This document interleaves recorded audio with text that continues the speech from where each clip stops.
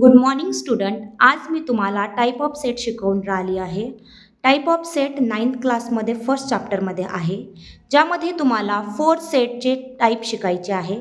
First set आहे singleton set. Singleton, दुसरा आहे एम्प्टी सेट, तिसरा आहे फायनाईट सेट आणि चौथा आहे इनफायनाईट सेट. सिंगलटन सेट म्हणजे काय होते? अ set containing only one element.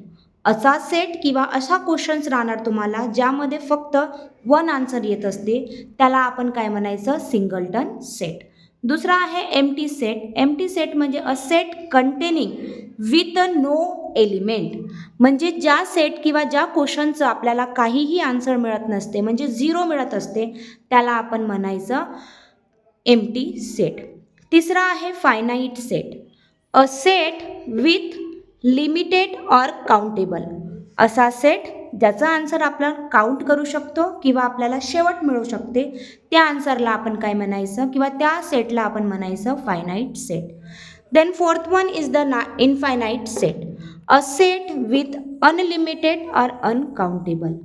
या सेटमध्ये आपल्याला शेवटला आन्सर आपण एकतर मोजू शकत नाही किंवा आपल्याला याचा आन्सर मिळतसुद्धा नाही, त्या सेटला आपण काय म्हणायचं? Infinite set.